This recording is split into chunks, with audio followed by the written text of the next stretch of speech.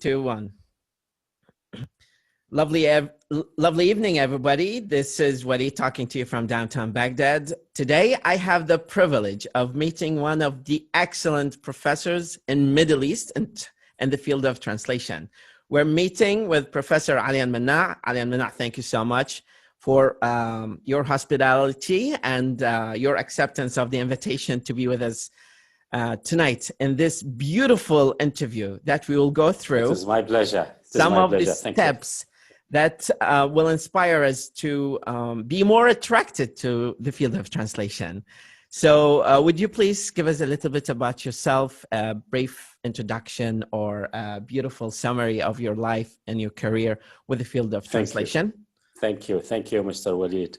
Actually, I'm proud of you and your activities, and I have PhD in translation studies from Durham University in the UK, one of the leading universities in the UK. And also I have an MA in translation studies and linguistics from the University of Westminster in the UK, in addition to a diploma in legal translation and another diploma in teaching the second language. I'm author of several books. Some of those books are being taught in Iraq, in the Arab world, and also in the UK-based universities and US-based universities.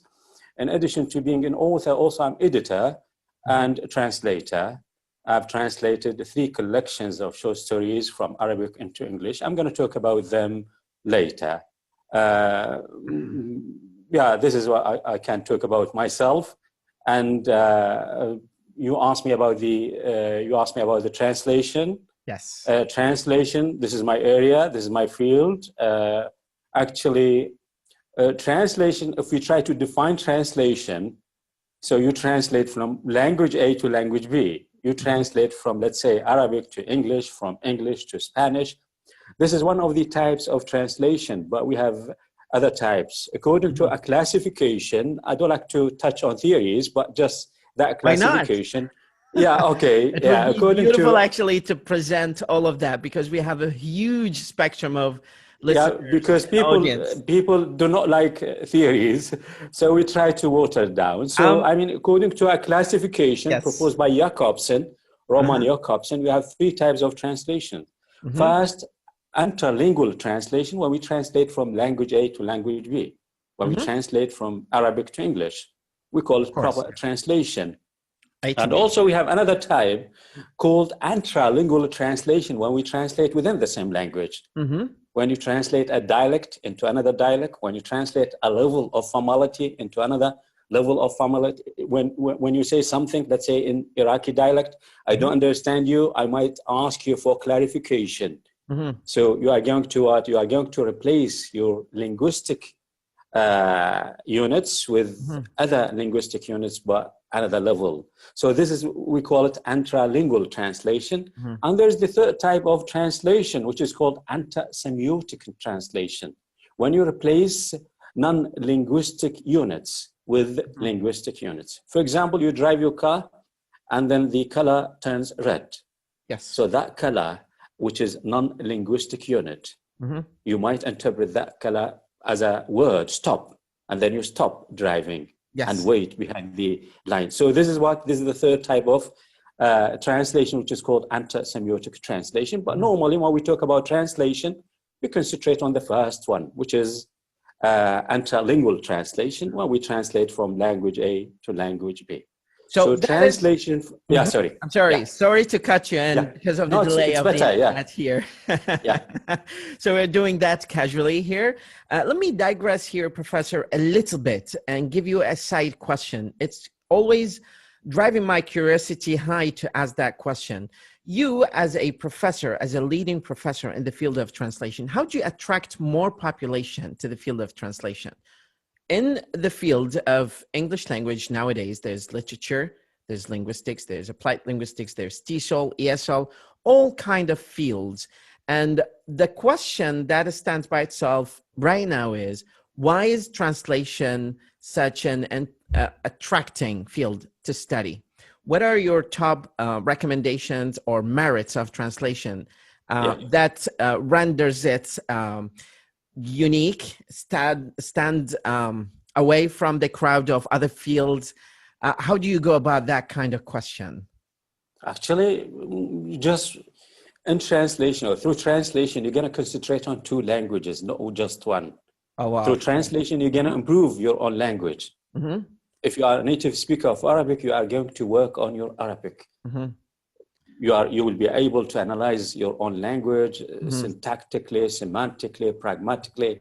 So this is one of the advantages of translation. In addition to that, also, as a native speaker of a language, Arabic, English, French, any language, you have the opportunity to publish your, let's say, your books with well-known publishers. But if you study, let's say, linguistics, which is the area that I like, and when I was a student, I was one of the best students in linguistics.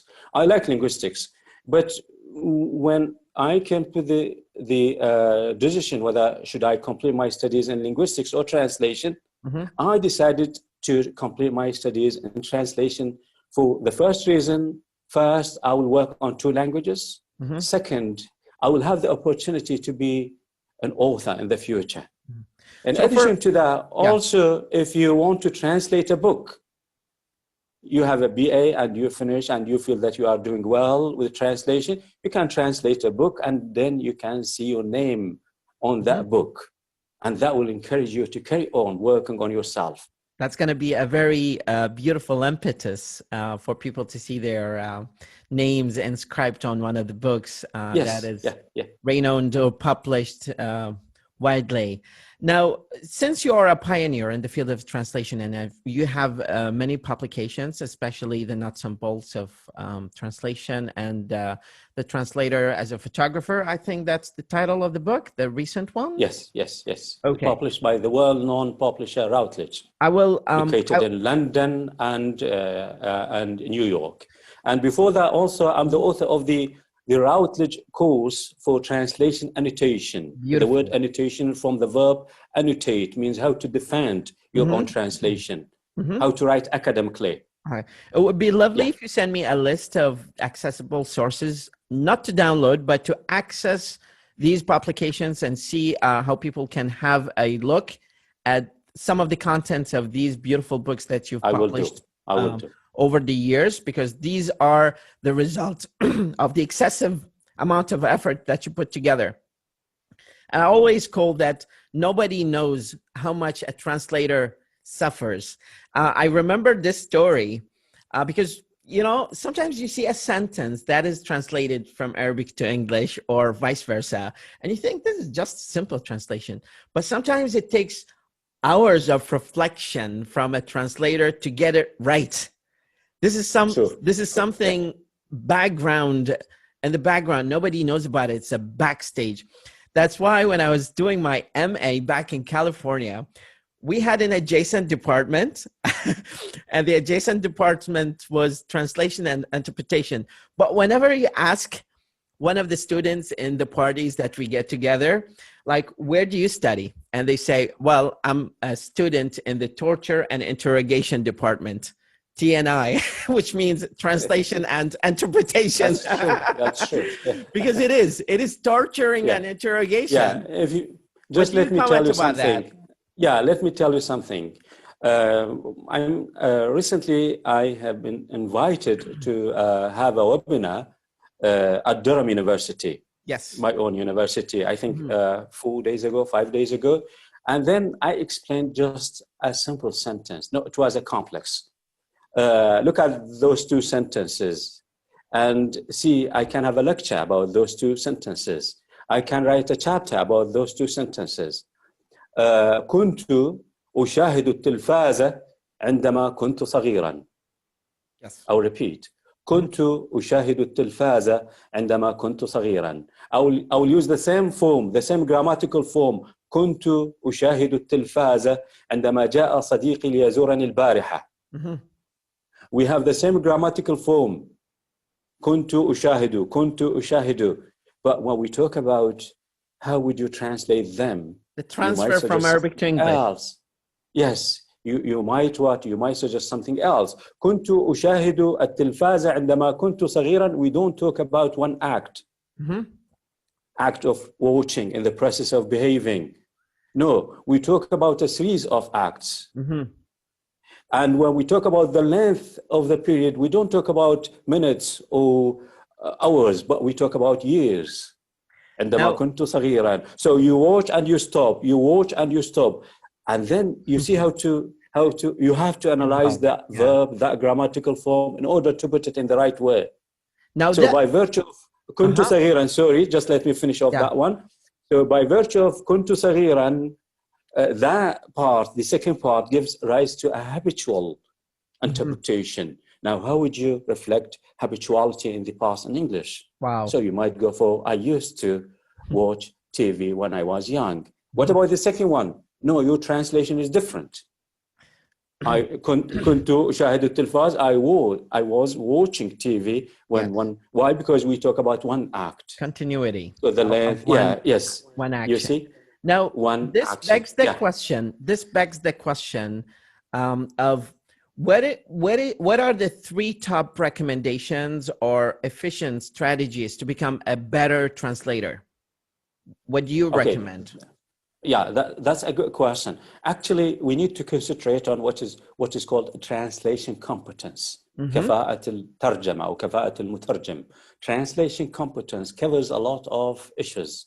One of those issues, and the most important one, is the linguistic competence. That covers 8 skills, not 4. Why do we have 8? Because we have language A with 4 skills: reading, writing, speaking, listening, and also we have reading, writing, speaking skills in the second language. So it seems that you have to, if you want to have a good linguistic competence, in order to be translated, you have to have 8 skills rather than 4. In addition to some other sub-competences, like contrastive competence, like the use of technology, etc. So the translation first, in my opinion, because a lot of people, keep asking me, how can I improve my own English when we talk about the second language? Actually, we have to distinguish. What is your purpose as a language learner? What is your purpose? Would you like to be a translator? And then you have a lot of job. If you want to be you want to communicate, then you have to concentrate on on the 4 skills. And also we have to distinguish, is it writing or speaking? Writing, you have to concentrate on grammar and vocabulary. Reading in order to increase your own vocabulary. But if you want to be you communicate in terms of speaking, you have to spend a lot of time on listening and speaking. Perfect. Yeah, so it is complicated, but first of all, as a language learner, you have to decide what is your purpose.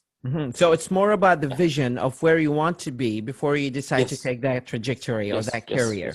Okay.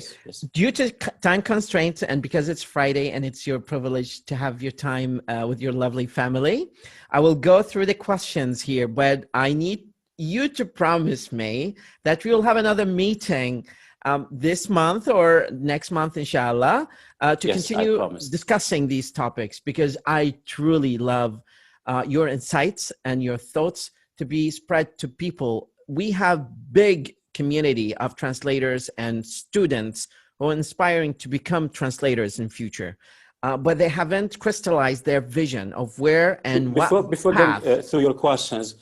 I prepared something. Let me just show you.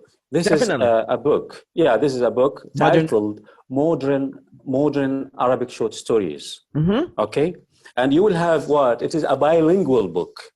So it is, the source text and the target text translated by me. That's beautiful. And at the end, let me finish. At the end of each short story, we have a lot of exercises, vocabulary, and then grammar, writing, idioms. All those activities, were taken from the same story.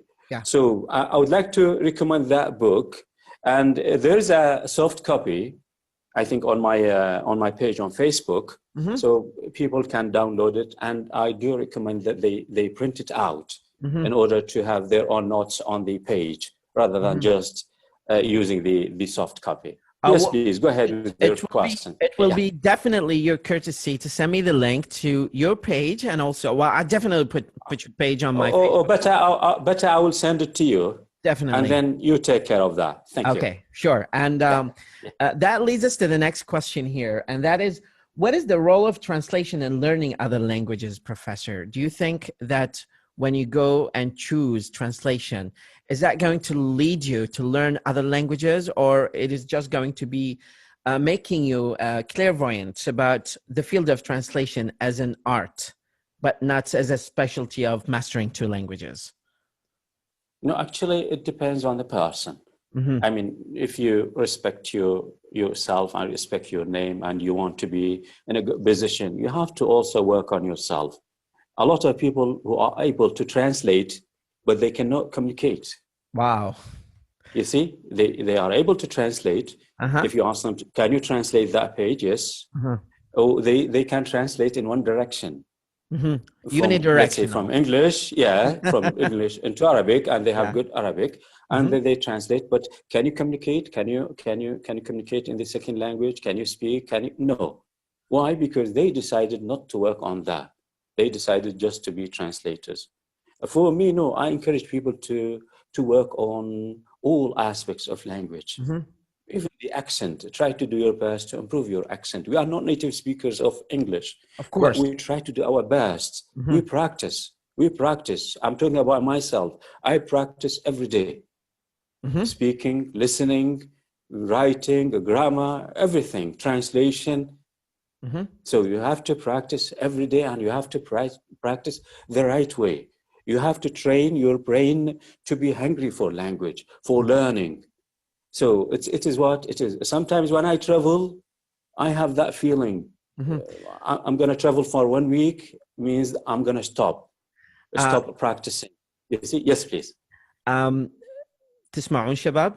الدكتور علي المناع رغم أنه مبدع بهذا المجال، لكن دا يقول أني أتمرن يوميا، وعنده مقولة هسه قالها تكتب حقيقة بماء الذهب، أنه دائما خلي دماغك متعطش للغة. تفهمني؟ خلي دماغك متعطش للغة. هذه المقولة تنسب إلى الدكتور علي المناع.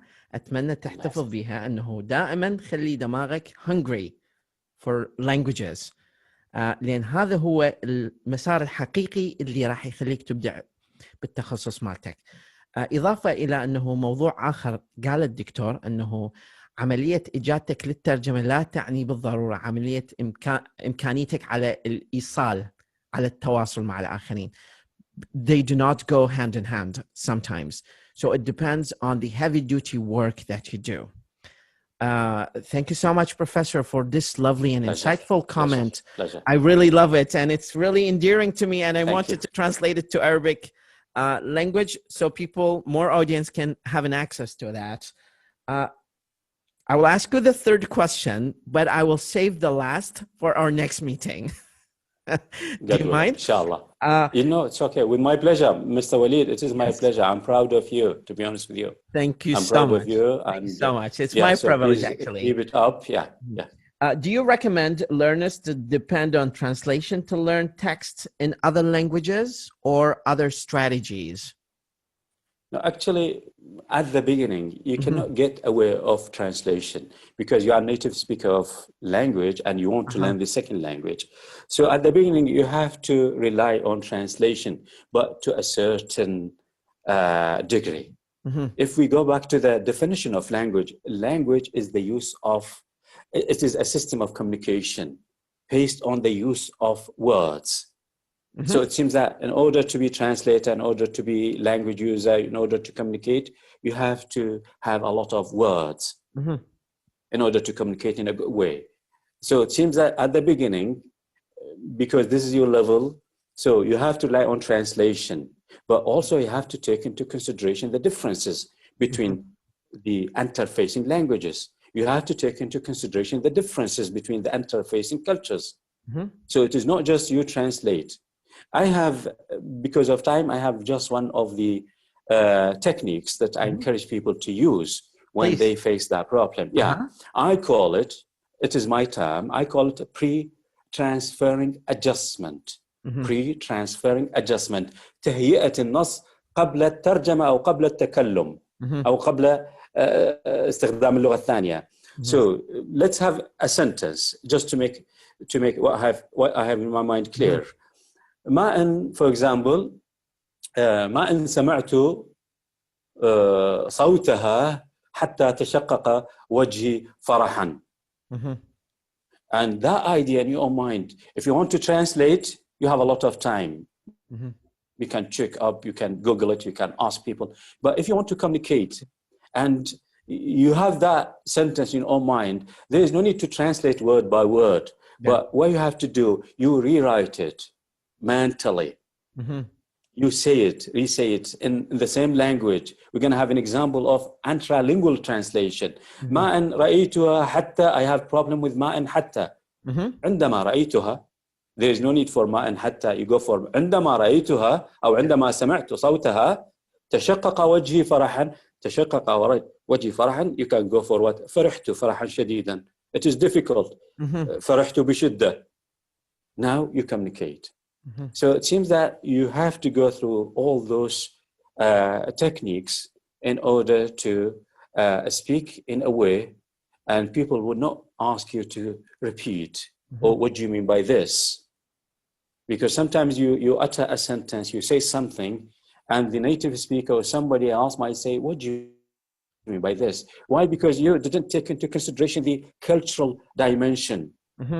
Because language, let me finish off with that definition. Language is a system of communication based on the use of words. So you have to do your best to learn a lot of words. Used in a structured way. Here we talk about the grammar. More accurately, we talk about syntax, the study of sentence structure. So as a language learner, you have to do your best to learn the syntax, the grammar of the second language. In addition to that, also, those words that you have decided to use should be used in a conventional way. Look at that, in a conventional way. Here we talk about the symbolic level of the language. We talk about the agreement that people have concerning the meaning and the use of those words. We talk about the cultural dimension. So it seems that at the beginning, we encourage people to rely on translation to a certain degree. And then over time, they will take into consideration the differences and the denotative meaning, connotative meaning, a lot of stories.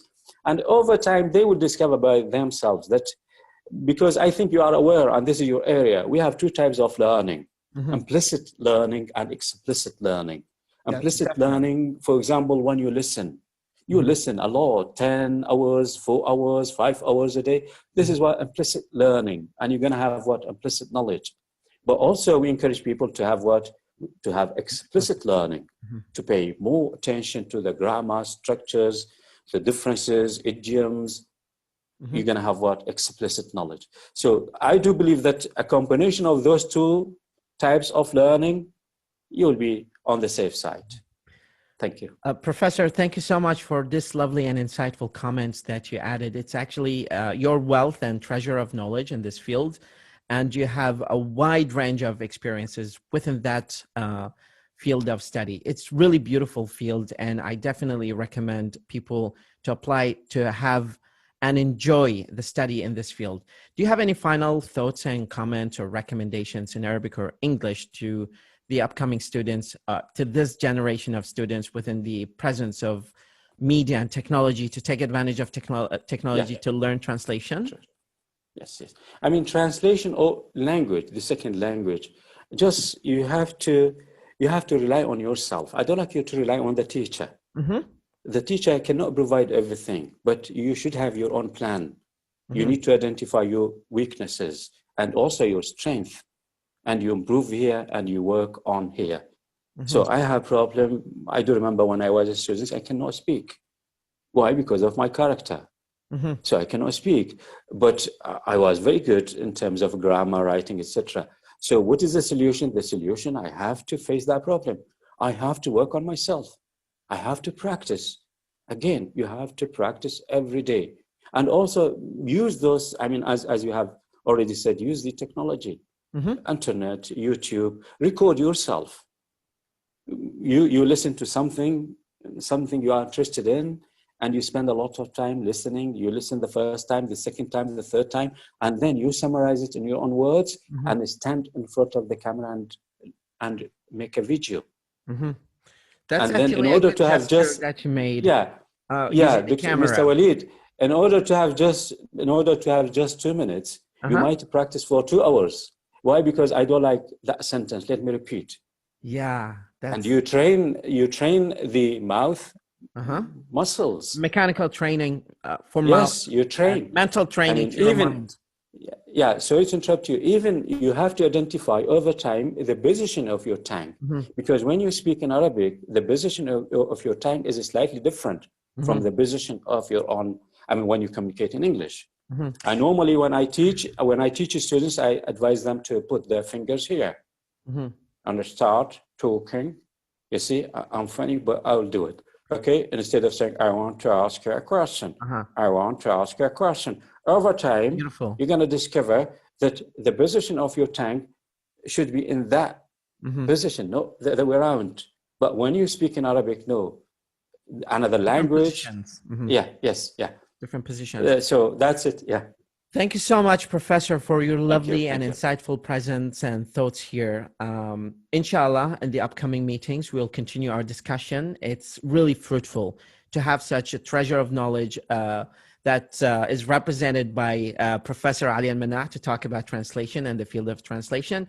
This might be a good, motivation or impetus for the students who are applying to the field of study of translation to learn from his experience, and also to look at him as the guru of translation and the field of translation. He has many publications. I'll just leave links to them so you can have access to them.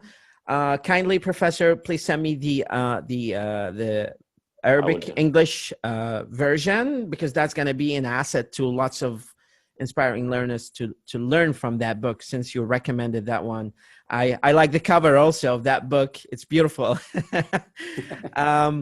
Thank you so much. I really love your endeavor to put your son in perspective and having him develop his self-confidence in front of camera.